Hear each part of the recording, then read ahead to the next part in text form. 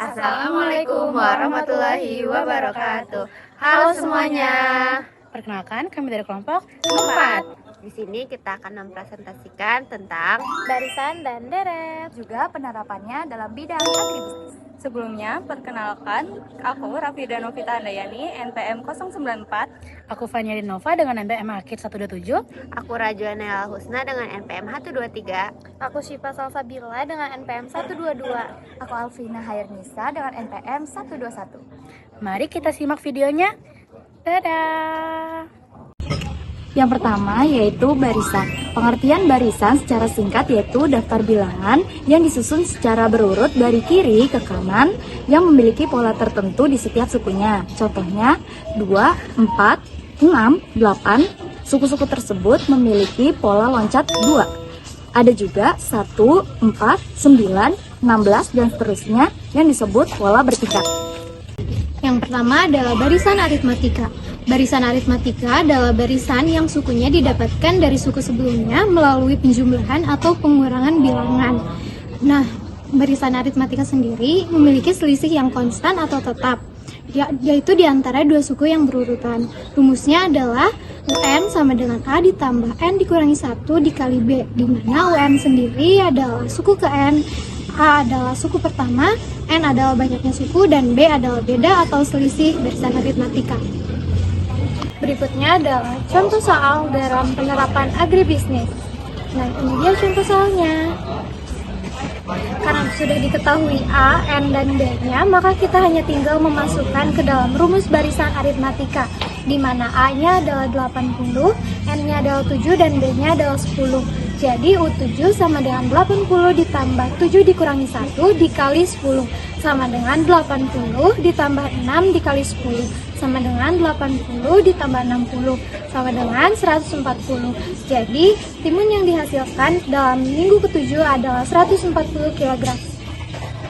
Selanjutnya adalah barisan geometri. Barisan geometri adalah sebuah barisan yang memiliki perbandingannya sama di antara dua suku yang saling berurutan. Nah, dua suku yang saling berurutan ini disebut dengan rasio atau biasa disimbolkan dengan R.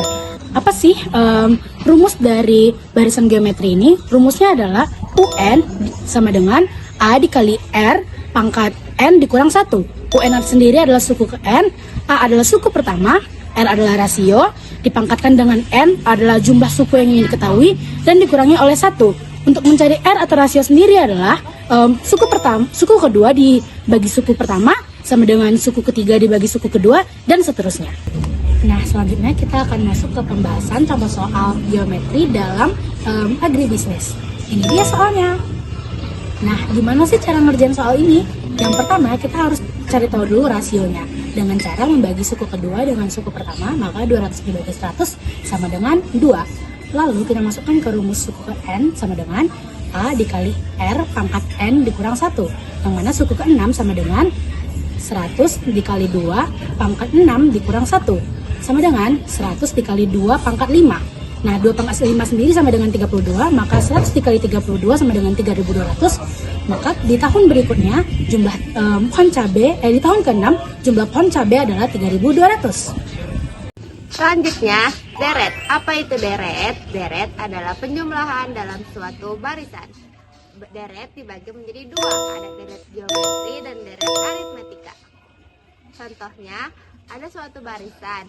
Isinya 2, 4, 6, dan 10. Berarti deretnya 30.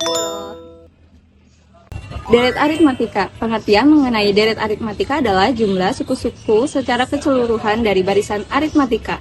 Misalnya, U1 ditambah U2 ditambah U3 ditambah UN itu SN dengan S melambangkan sebagai N jumlah suku pertama. Rumus dari deret aritmatika ada 2, yaitu ini. Selanjutnya, contoh soal dari deret aritmatika dalam penerapan agribisnis. Pembahasannya, yang pertama kita cari dulu hari pertama atau A-nya dengan memasukkannya ke UN sama dengan 30 tambah 10N. U1 sama dengan 30 tambah 10 kali 1 yaitu 40.